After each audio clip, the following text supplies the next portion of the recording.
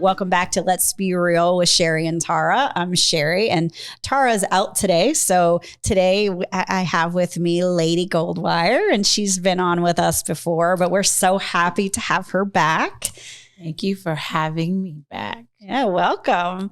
So today we're going to talk about all the things, like we brought up a lot of stuff, Lady, last time when we were talking about the changes that need to happen and some grand, awesome ideas on how to change it. But today, as we recognize, like life happens, right? Like traffic happens, life happens, too many, right? Like too many things get planned in our heads. And like as a professional woman and as a change maker and somebody who wants to see real change, like how do we get it all done? Well, I think the first thing is, you have to come to the realization that the fastest way to get anywhere, it really is slowly. That is the hardest thing to wrap your head around. It's very frustrating for me. It is. And especially when we are committed to advocacy in a space like this, right? In a space where everything seems so urgent and so right now and so matter of fact, we're scrambling for answers and you need answers right now. If you can get them, it's really difficult to kind of take a step back and just try to strategically work your way through getting to where we need to do or getting to where we need to be slowly, effectively, and being efficient in the ask that we're making of the community and the expectations that we are having of the community, being realistic about where we are in our process. And I think that slows you down, but it doesn't necessarily have to be a bad thing. And so I think the first thing is just really having a good handle on just taking into consideration that what we're working on or what we're trying to accomplish is gargantuan. It's there's so many moving parts. There's so many yeses that we've got to get in front of and from so many people. But I think we're getting to where we're trying to go. I just don't know if it's going as fast as you and I and Tara and some of the other people who are kind of going through this would like. Right. Yeah. And, I was talking to a fellow colleague he's a psychiatrist and explaining to him about this. And he's one of those, he's got his hands in everything. He's always excited about new things and making change. And we had a really good conversation about this, right? And the idea that, okay, Sheri, where's the money? How? And then the problem is, Sheri, not that whether we can do it or not, we have to change the way the system is the problem, right? Absolutely. And that's what we've been saying, right? Absolutely. And so it's not like people don't know that, right? So I don't think that's new information. It's just getting the right people to know. Well, you know how it is. It's an old game for one, and you've got some players in this game that they need to, if let's just call a spade, they need to step aside because if they could do it, it'd be done already. Amen. They could do it. It could be done already. There's a lot of dismissal for people in the profession. I mean, I told you guys the last time I was here, we were just recently talking about it. I have such a magnificent respect for what you guys do, you and Tara as LCSWs. I mean, everything that is been remotely related to any success my son has had has been directly related to his case managers and his social workers. When they are syncing up and they're working in tandem, the miracles that they've been able to pull off have been, like monumental in his progress. And I just don't know that you can keep professionals like yourself inspired and engaged and not make any money. The expectation that is that everything you do has to be from this space of goodwill, but life is happening. Like you said, right. Life is expensive. Life is happening. You've got inflation. Yeah. Everything is going up. A carton of eggs is $7. Right. I saw the other day $10 for eggs, for regular eggs. I was like, what? They're not organic. I mean, I never bought into the organic thing anyway. No knock on anybody or anything, but $10. Right. I mean, you think I went and hand harvest them and I got to have the chicken with it. I don't know. Like that's just crazy. But what are you going to do when everything around you is going up? You're in a profession that is taxing emotionally and mentally. You're literally coming up with strategy, life plans for people to rely on to kind of guarantee any type of success that they may have. And there's just not enough value placed on what you guys do. And you take that and factor it into the system. You have police officers who are trying to do law enforcement, be police, deal with their own mental health woes, and work through and be a social worker in the act of crisis. That doesn't work. No, we've seen that all over the country, right? It doesn't work. It doesn't work. And then the results are catastrophic. Absolutely, right? Create further divide in a space where we're kind of relying and needing everybody to be dependent on everybody.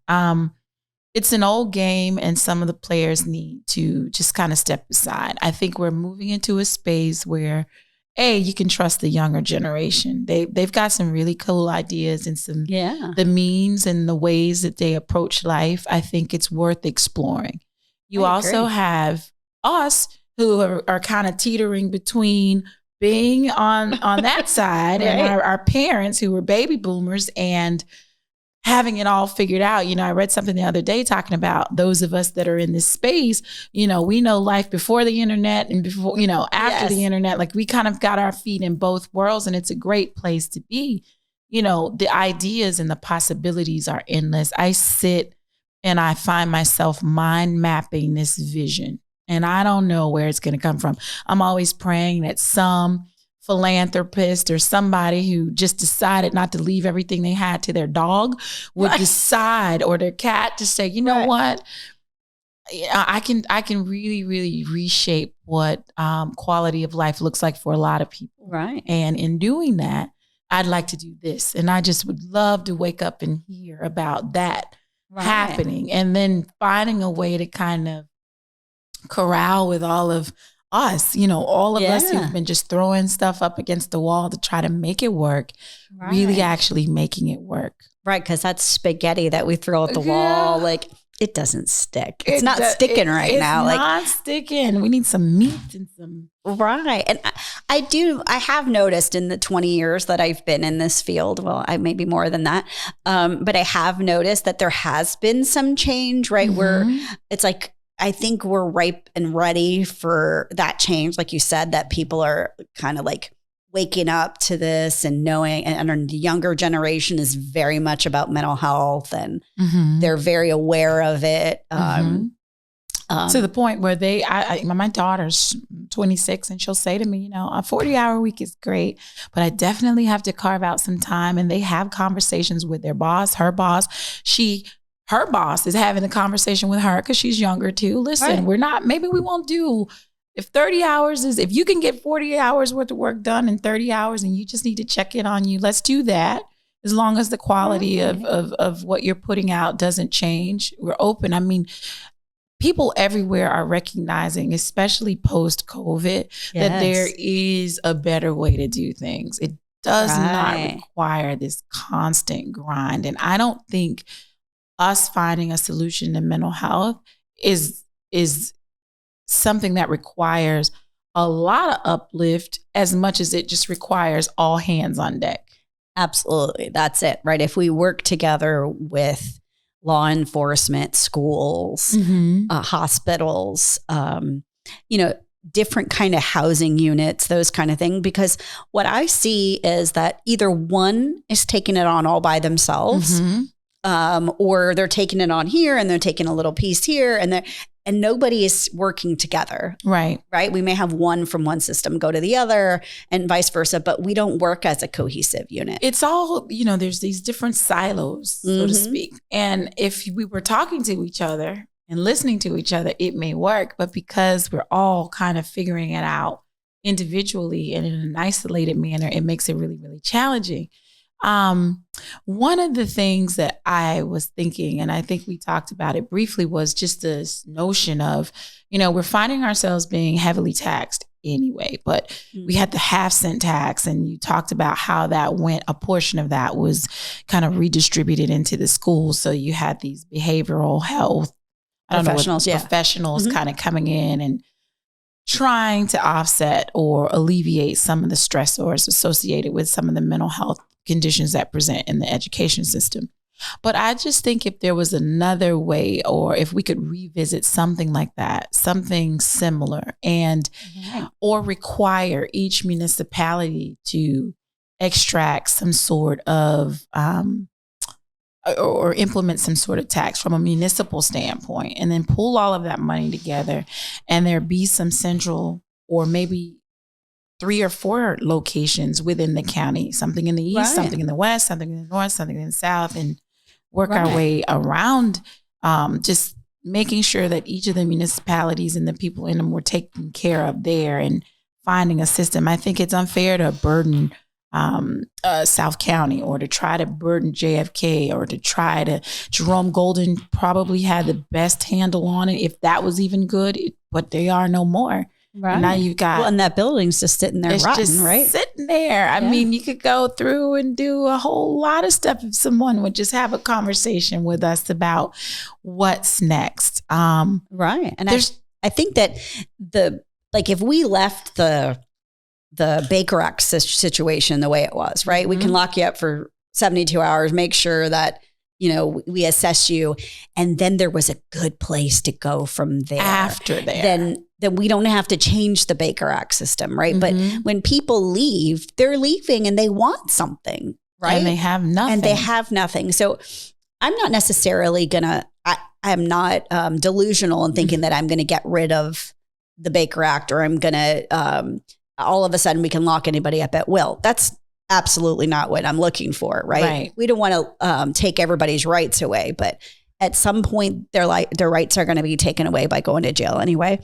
So that's a good point. We want to keep them out of that part. So where's that connection? That's the problem, is there's such a disconnect between the Baker Act to the next level. Or what happens if we're not at Baker Act material, like the bus pass, right?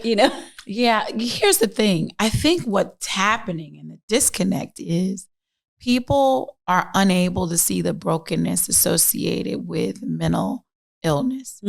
And I compare it to a broken leg. You just don't break your leg, and because you can't see that the bone is broken from the exterior, have someone go check into the hospital, identify what the problem is, and then send them out. No cast, no follow-up treatment, a period of time, most 6 weeks, 12 weeks, where they need to kind of cater to and be off that leg to give them an opportunity to heal properly.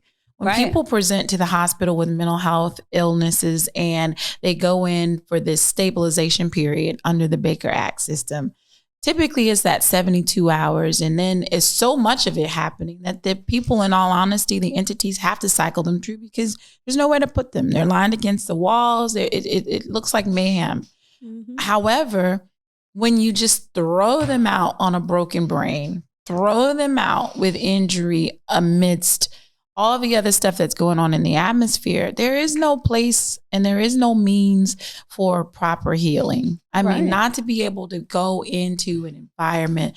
The way I envision it is having them stabilized and stretching that stabilization period, and the stabilization period being predicated on how they feel. If they feel they're ready. A lot of them are breaking out of there, wanting to not be locked up or have themselves confined. But if there was a way to find or identify the balance between what they think is good for them, what the health professional believes is good for them, and then what we know to be true about what is required for them to heal properly, and then giving them the reassurance that they could roll into some sort of campus, maybe campus style living that would allow them to be with other people who are experiencing the same situations, and then advance from that campus style living to some sort of independent living setting where they were still in close enough proximity to get to where they needed to be if they had help, but they had fitness center, they had a space to do and be creative, they had outlet, parks, all of the things that we know work, someone to monitor whether or not they have just the basic things. Are you sleeping? Are you drinking plenty of water? Do you have good diet? Some of that stuff just goes out the window, and all of that stuff is, are contributing factors to whether or not they're healing well, and they don't get that. They just get thrown out on a broken leg, broken brain, and told to figure it out. And I think that's what we've got to do a better job at. We could leave the Baker Act system the way that it is. It's what's following up behind it that we have to address. Right. Well, we need to get some big business sponsors, right? You know, like the football, basketball, everybody, like all the schools, you know, like they have a sponsor, like my son's high school, you know, big money, Dwyer High School, my alum. Yeah, there you go. Dwyer. Right. They have put out some big name football players, right? Mm-hmm. Some big name, all kinds of sports, right? And Under Armour is one of their big sponsors, right? Yes. Okay, so fabulous. That's great. But why can't we get sponsors for mental health? Like, why can't we get people to say, hey, you know what? A lot of our people in football are having problems. A lot of our people in all of these our entertainment fields, right? So yeah, I know that there's like, there's stars and there's people that are putting money into these programs, but where are they? Like I hear about that, but where are they? You know, it's got to be bigger than the tax write-off, right? It's got to start. It's got to be something that you feel in your core. And I don't think that everybody gets there until they had a real life experience, lived experience as to the hell associated with just being with and having to provide for and care for someone who's tormented. Well, and I think that there are some good programs in the state of Florida. I think that just we don't see enough of them, or they're overwhelmed. Yes. Right. So from what I hear, there's a place in Miami called Camilla's House that's supposed to be really great. Yeah, really great. Like sounds like what we're looking for. A little bit more substance abuse than mental health, maybe. But again, they go hand in hand, right? They go hand in hand, but sometimes it gets they overemphasize the drug abuse, not even giving any thought to what else are they going to do? Right, exactly. And so that's a manageable one, or sounds like that program, like money wise, like you don't have to have money to go there. Where then you have something like Futures in Tequesta, which is very expensive, right? So we need something similar to Camilla's House in more places, right? There are places throughout the state, but they have very limited beds for people who can't afford it. And, or you have to be on Medicaid. And we already talked about that. But just this understanding that, hey, come on, we can all like get a piece, not necessarily a piece of the pie, but let's put a piece in the pie. Listen, right? Palm Beach County by itself. I know. Our sheriff's department, the budget there, I told you, is close to $1 billion. If you just took a fraction of that, when they have a whole 5th floor that's primarily dedicated and isolated to and for people suffering from mental health issues, if you could just take a portion of that budget and redirect it to some of the things that we're talking about right now, you have no idea the impact that it would have here in Palm Beach County. I mean, you could establish 2 or 3 centers throughout the county and you know, people could thrive and it would look a little different. You know, everybody's up in arms now about the homeless population and feel like they are just kind of, you know, taking over communities, but where else are they going to go? And 70% of them are dealing with some type of mental health issue. I mean, you could get, if we could come up with a solution, mind map and get, you know, a couple of brainstorms going and then get some money behind some of the things that we're trying. We can't just keep relying on government to figure it out. They've already told you, especially here in Florida, that this is what we're doing and this is what we're not doing. The fact that we're 49th in anything when we have some of the most wealthiest zip codes within our reach, like we can throw stones at a few of them. That's a problem. That's a whole problem. And absolutely. I agree. We're probably one of the richest and poorest counties all together. In the same. Weird how that goes. Yeah. I mean, so if you're in another country or another state, you know, and you don't understand what this place is like you could literally be at a stop sign and you can have a Lamborghini, no lie, Lamborghini, a Bentley, and then also a Toyota Corolla that's like falling apart with at pieces hanging off the back, right? Or whatever the worst vehicle you can think of in the worst condition parked right next to each other. We live in like such a paradox. You know, a railroad track defines and delineates extreme wealth and extreme poverty. Right. I mean, you can see it every day in our in and out. Absolutely. But here's the reality. Mental health will creep its way on both sides. Oh, for sure. I think that's why there's these big places in other parts of the country where people have given millions and billions of dollars because it goes on both sides. It goes on both sides. I mean, it was the one thing, this has been the one issue in my span of things that I've been so super happy to advocate about. It's the one issue that gives me the most satisfaction, because it's really a space where you can look very different. You can have a very different perspective with regard to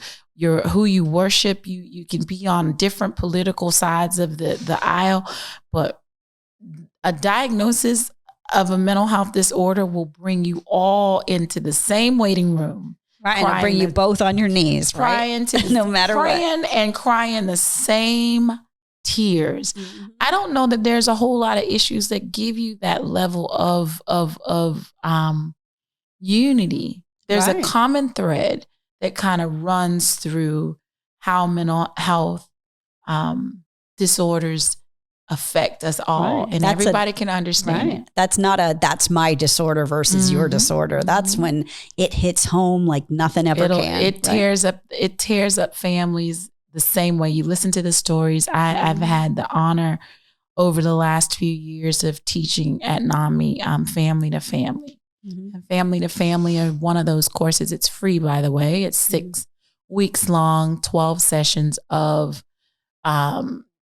just curriculum and understanding about what mental health looks like, or what mental illness looks like from the perspective of a caregiver, right? And so there's all sorts of great information there. And the one thing that I've noticed class session after class session, I'm always in awe each cohort of the varying levels of education, how the class is composed with regard to race and gender, the elderly, and I'm just like, this is a way to get everybody together. This is a way to have all of us having the same conversation, with all of the divisive stuff kind of being left at the front door, because everybody's in here looking for some peace.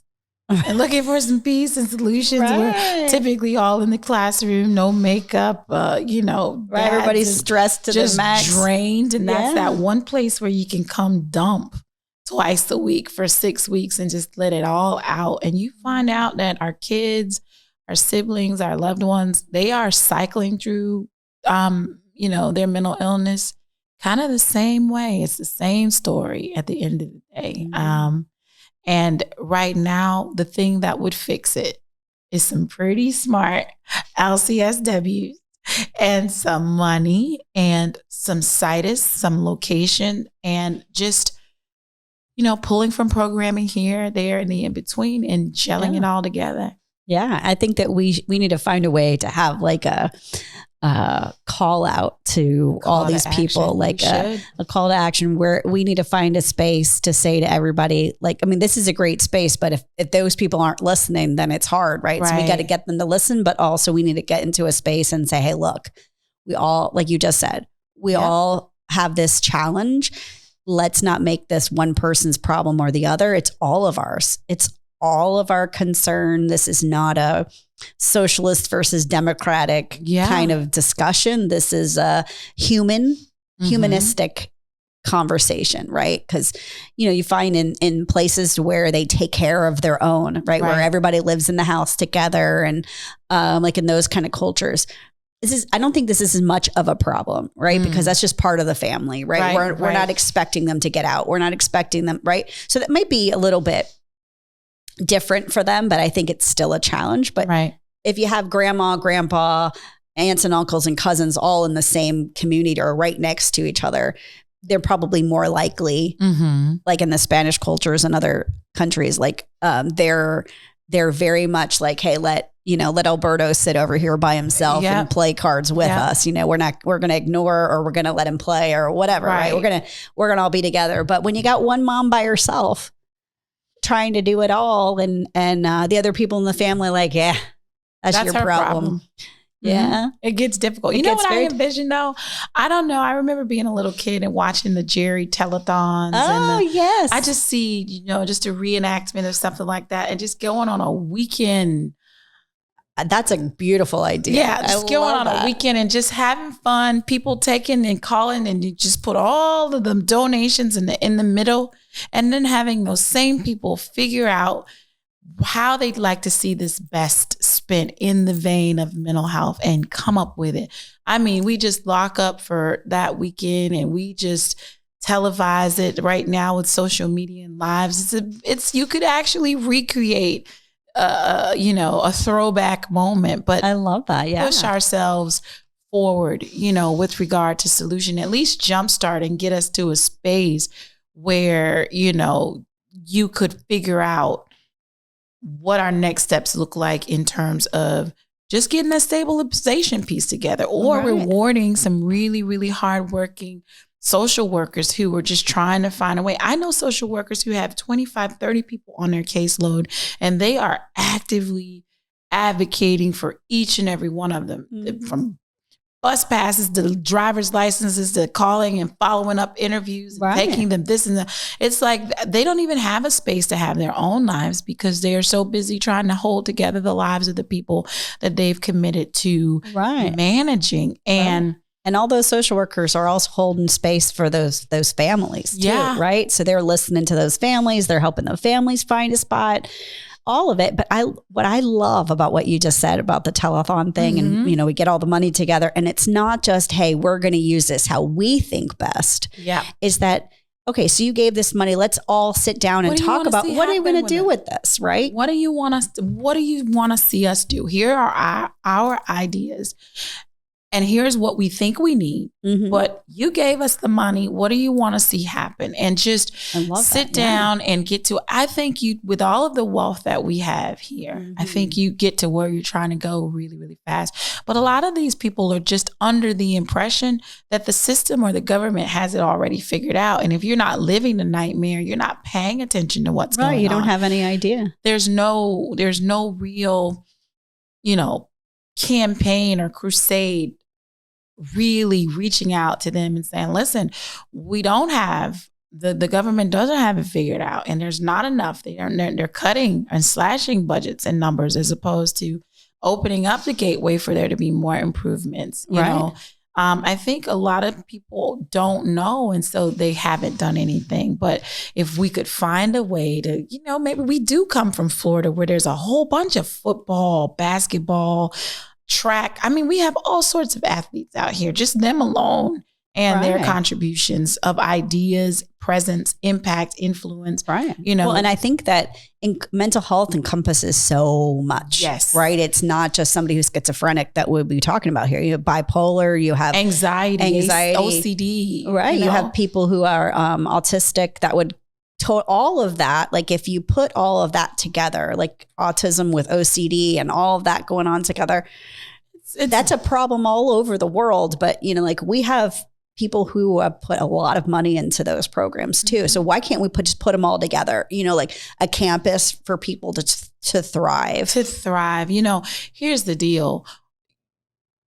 You could take all of the diagnoses and that you just mentioned and put them in one bowl. And then you start paying attention to the statistic that, okay, it's 1 in 5 it's really at this point, post-COVID, 1 in 4, 1 in 3, they just haven't gone back and reevaluated the numbers. People are retreating to being overwhelmed and overburdened. Absolutely. And it doesn't have to be that you have a formal diagnosis. It's just, we are worn out. We have taken a beating without any, I'm schizophrenic or I have bipolar disorder, just in general. Well, you figure like back in the day or in certain places of the world or the country, they have like the Ys or the, like the YMCA or like places where people can come as a community to be together. When you live in a place like Palm Beach County, that's so spread out, I don't know what the distances are from one place to the other, but it's huge.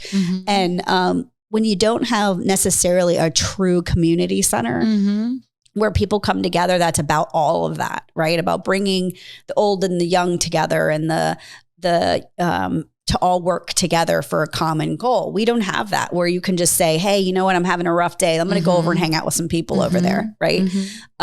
Where they understand about mental health and us all like having a rough day, well, I see and I saw, and we talked about it before, there was that resurgence in that push for STEM, science, technology, education. I mean, what was it? Science, technology, engineering, and math. Right. I think they think the mental health piece falls under science, but what needs to happen is they need another push for mental health professionals, encouraging people to go and get themselves credentialed in that space. But in order to convince people to be in that space, you've got to compensate them for being in that space. And while we're talking about the teacher increases and whatnot, that is another segment of our population where we have to do a better job at making sure that there are funds out there to support the people who are supporting us. Right. And, I totally agree. Right. We were talking about that last week. That's why a lot of people don't join these careers. Like I'll see like ads for schools on Facebook and it'll say something like, come be, a mental health professional and you can make good money. And then all the laughing faces underneath, right? Because people are like, or the comments that say otherwise, it's, I don't know. There's a lot to do. Right. But if we do it strategically, if we just keep having the conversations, if we find some fun stuff, I think when Tara gets back, we should talk about how we construct a telethon. I think that's a great I don't know idea. what we call it, but hey, I think it'd be fun. And I think it could be ongoing even when we're done. At least it would have been filmed and it would have been out there and the ask will have been made and we can kind of go and see where we land. But awesome. I think that's a great idea. Try and we see. All right. So we'll table this idea, but I think that if we put it on Tara to put it on our socials and ask about like, hey, what can we do this and how can we do it? So thank you so much, Lady, for coming and talking to us today. And it's always fun. It's a treat. And find us on our socials at Let's Be Real, Sheri and Tara, and Let's Be Real with Sheri and Tara at gmail.com. All right. Thank you. Good talking to you. All right. Bye-bye.